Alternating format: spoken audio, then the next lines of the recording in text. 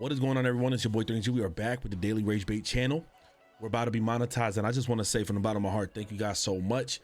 This is going to be the channel, of course, if you made it over from other channels over to here, where we just speak bluntly. We also talk about other gaming news and et cetera, et cetera. Sometimes I might have my camera on. Sometimes you might see some gameplay, depending on the vibe, depending on the situation at hand or type of video that we're making. You can just use it for background noise, chill, vibes, eat some snacks, late night type shit. You already know the vibes. But let's talk about this. So on my reaction channel, I just put out the Intergalactic, the Heretic Prophet trailer that just came out during the Game Awards, and you'll probably see some gameplay in the background right now of it. However, this game was very poorly received, very poorly received by a large majority of the audience, and it's kind of insane.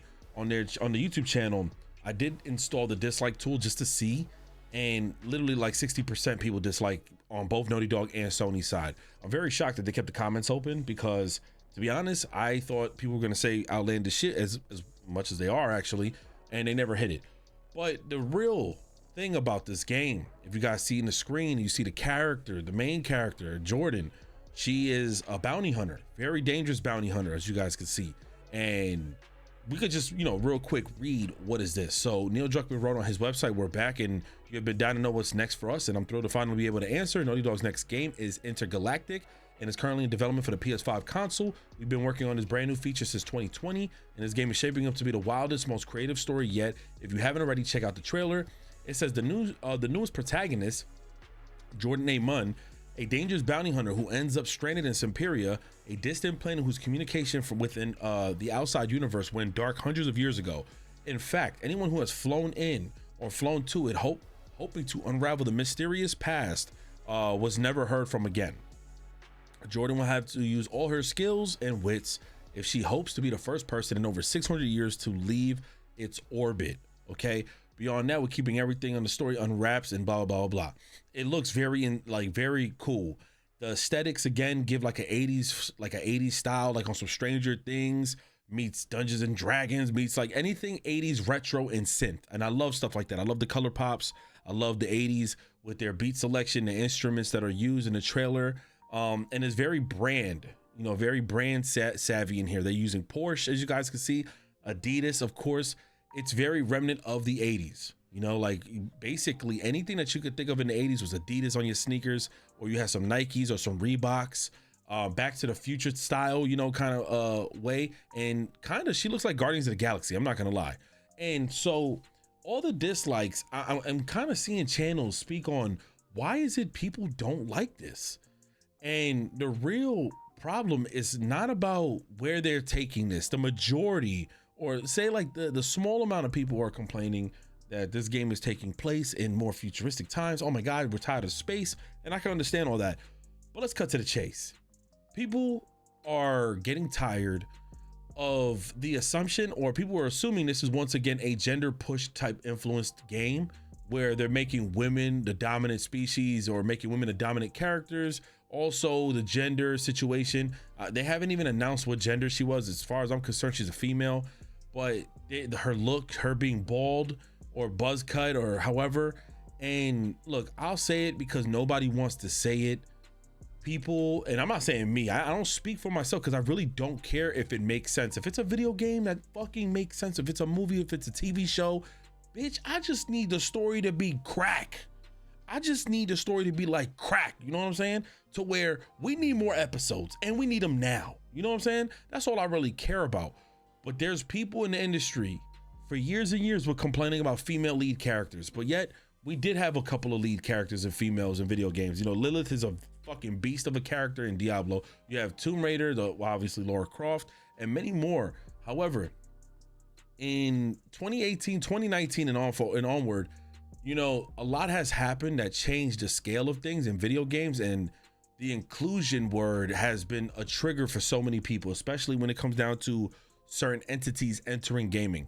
Now, I'm gonna speak for everyone when I say like video games are supposed to be the fantasy of getaway, where you play a game, you have some fun, you talk it up with your friends, you have a couple drinks or you have some fucking juice, and you go on about it, and you just have something to garner from that experience, to talk about, to have fun, to replay.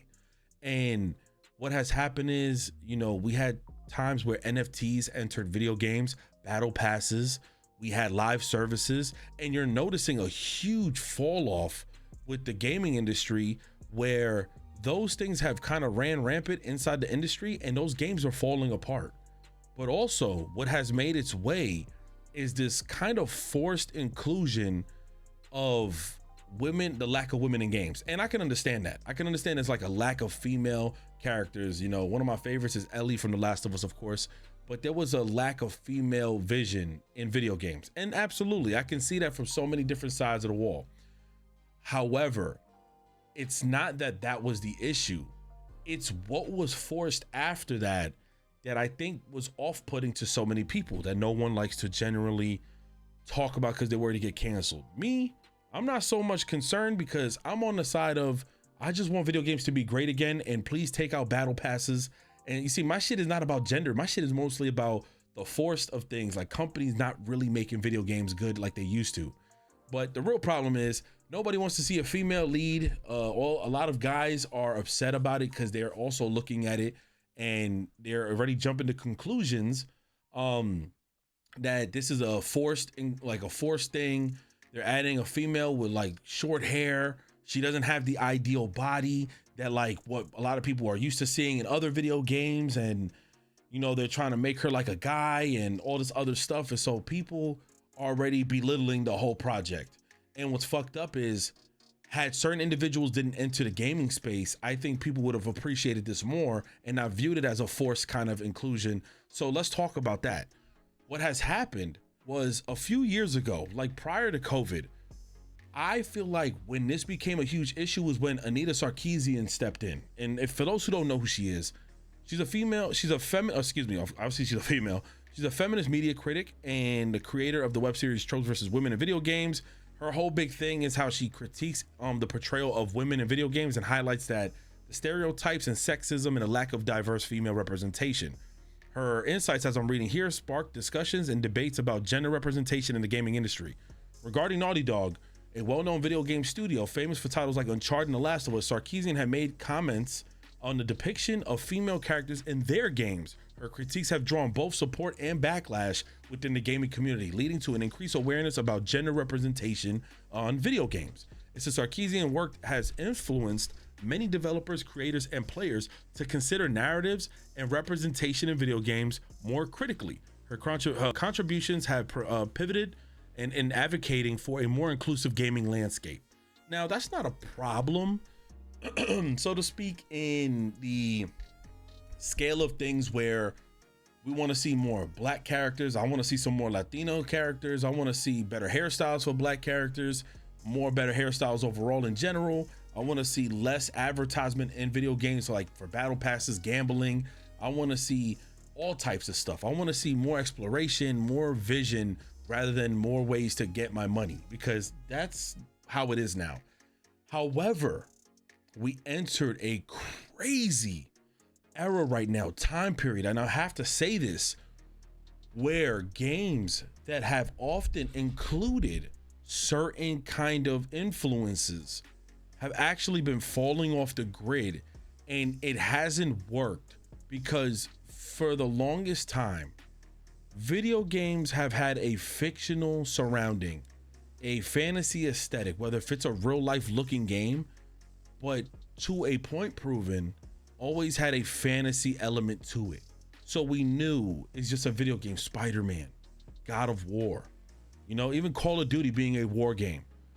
What has happened is those fantasy projects of the vision and creativity that we used to love and endure, not so much of an issue, but so many people are getting tired.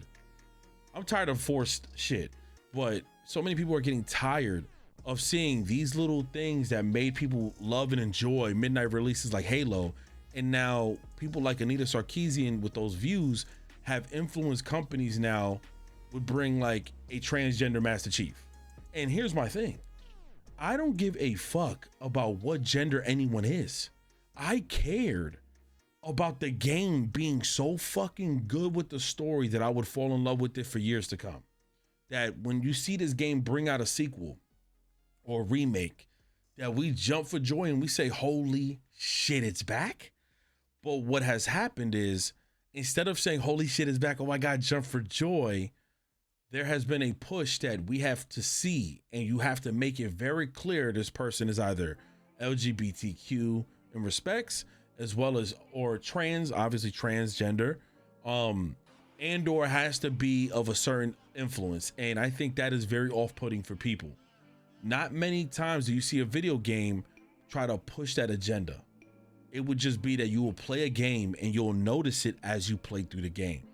Apex Legends did that, and look at where that game is. Unfortunately, y'all can say what y'all want, but it's kind of ironic that as soon as that game started pushing out side stories for each character, all of a sudden Apex Legends is crumbling. Concord crumbling. People with The Last of Us Part 2, it seemed like every man was obliterated in that game. As soon as Anita Sarkeesian stepped in, all of a sudden the relationship between Joel and Ellie changed, and it became about a story where Ellie was mad that she didn't have a choice being a female. They allowed Abby to be this muscular woman, which of course there's muscular, beautiful women out there, of course. But the way they pushed it in the game and we was advertised for something else has been so off-putting to gamers. It's been off-putting to people like that. Remember, we play video games, we go watch movies to escape real society issues. Life is Strange was a very heavily influenced game by this individual, as well as games, a company, I forgot what, the Sweet Baby Inc. Last of Us 2, Life is Strange, Celeste, Assassin's Creed, BioWare games. These games were beloved, and now you can see some of these games are getting ripped apart because people are getting sick and tired of seeing certain things included. Now, there is people that are very disrespectful, and they just don't want to see a trans character, or they don't want to see someone who's gay, or they don't want to learn about any of those things in a game, which I'm like, okay, you're kind of being weird, dude. What you want, the muscular man with blonde hair, buddy? Like, you just want that guy? Why can't we have, remember, we got video games where you're playing as animals, or you're playing as robots. So I don't have no problem with playing as a female ever, or a female or a trans character or anything. My issue was, yo, stop shoving it down our throats about who this character is, because when we're dealing with a robotic character, you're not telling me that the gears in their chest are made out of silicone and using fucking WD-40, and you're not breaking it down. You're just telling us that this dude is a robot, or you're telling us that this guy is from China from the 1918 and the developers from Yakuza made this game, which is actually a game that's coming out, and you're just giving us a short backstory. But anytime it's a character of a certain influence, it's almost like it's being forced. And here's the thing, I don't think it was being forced in this trailer with Intergalactic. I think people are now immediately passing judgment and feeling like, oh, we're about to get a project again about how men are disrespected and how women are just, and I'm like, damn, that kind of sucks. Like, we're there. Like, as a gaming industry, they're there, yo. Like, that's actually fucking that's like incredibly like wild. And I don't think it's fair in some degree. I feel like, yo, let the fucking game come out and let's play the game. If the game is hot garbage, because believe it or not, Last of Us 2, I was fucking pissed. I said, when the fuck did they have enough time to put a story in where Ellie wasn't fucking with Joel because he didn't give her the choice on whether or not she wanted to live or die when she was a damn kid about that damn virus? When the hell did that become like a big strong point? And all of a sudden, it just became a game about female empowerment and choice. Like, I'm not gonna sit here and cap on that. It definitely was. But guess what's crazy? As much as that game pushed that shit and every man in that game died, that fucking game was amazing. Yo, you cannot tell me that game still was not fire. Lev, I think Lev was trans. That fucking side character, I think it's a companion, right? A side character. That character was amazing. See, that game was still fire, bro. But the problem has been that there's been certain influences, like when you play Spider-Man 2 and all of a sudden Mary Jane gets her own mission, but now she's a fucking stunt artist. She knows how to hold a gun. She's wielding shit. She's out here bucking shots. And then she becomes, I forgot the character she became. Wow, embarrassing. But she becomes, forgot who already. And she tells Peter Parker something, and you can just tell that line in the game just didn't draw right. I was just like, huh? Peter Parker was like, okay, I'll listen to you more. Whatever the fuck he said. So I could understand it. Like, I could understand it.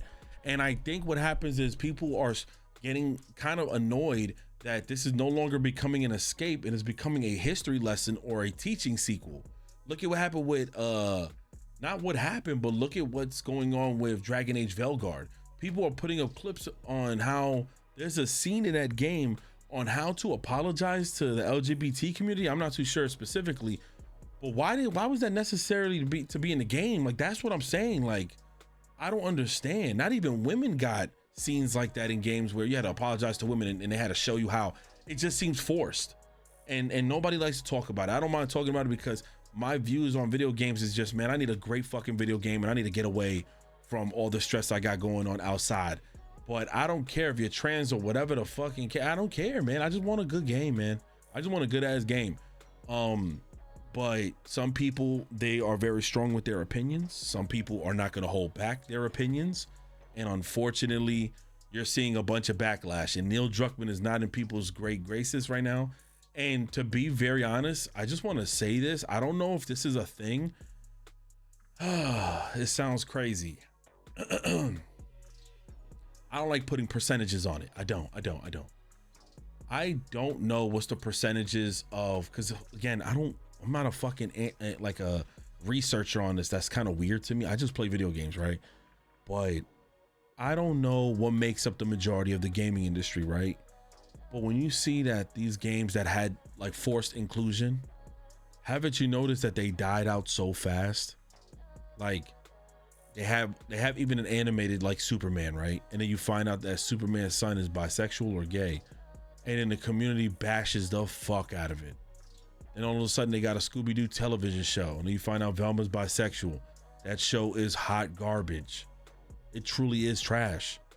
You got video games that are forcing narratives upon people, and it's like, wait a minute, there was a time where people complained about GTA having hookers in their games because they didn't want kids to see it. But when you say, hey, I don't want kids to see this kind of thing going in, that's not an issue. So it's causing a lot of uproar to a lot of people.